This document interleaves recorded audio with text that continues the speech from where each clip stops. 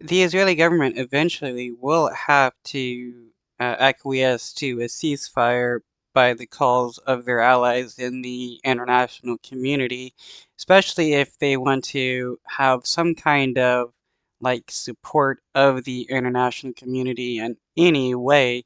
The longer they continue to kill innocent people, the more the international community is going to stand against them. Here we have a top diplomat from France calling for immediate ceasefire, especially since the Israeli government killed a French diplomat just like a day or so ago. Foreign ministers from allied states meet, they often smile, especially when they stand in front of the wrong flag.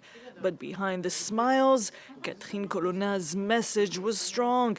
Israel must accept an immediate truce in Gaza. Too many civilians are being killed. We see it, we know it. We've been saying it for several weeks now. Only so Yeah, how can the Israeli government continue to pretend that they're not killing innocent people when the entire world can see that they're killing innocent people?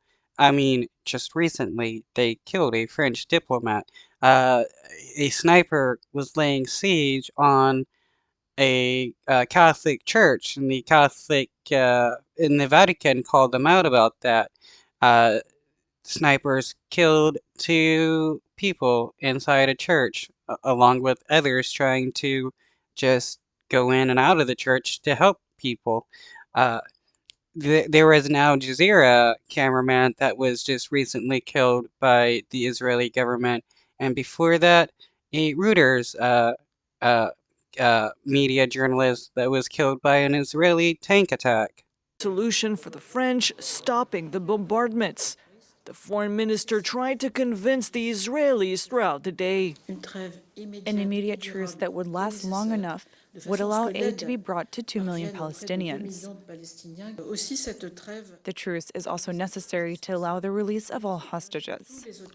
Pressure has been Well, if history tells us anything, since October 7th, the hostages have been released during ceasefires. There hasn't been any hostages released as the Israeli government has been bombing the West Bank and Gaza. Though there were some hostages that escaped from Hamas and were brutally murdered by the IDF, as the IDF considers bare-chested Israeli people waving flags to be a threat to the military.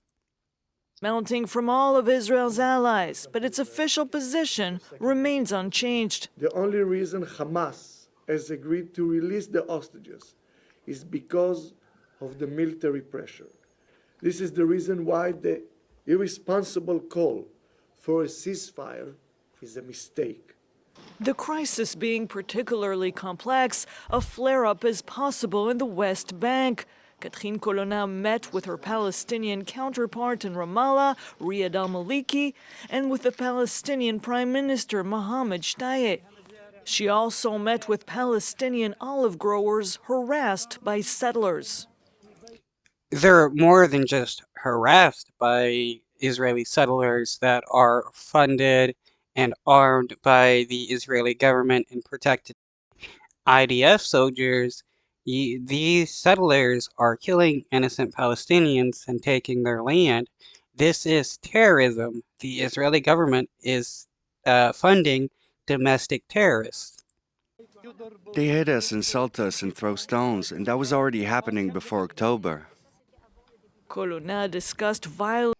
Wait a minute. They had Israeli settlers throwing stones. Then that should be considered a death sentence, because when uh, Palestinian kids throw stones at IDF soldiers, it's justified to shoot them on sight. So why is it bad when uh, Palestinians decide to protect themselves from Israeli settlers, but it's good when the IDF kills Palestinian kids for throwing stones? Violent incidents with Hezbollah on Israel's northern border. The Israelis hope their allies' long-standing ties with Lebanon will help avoid the opening of a new front line in the north.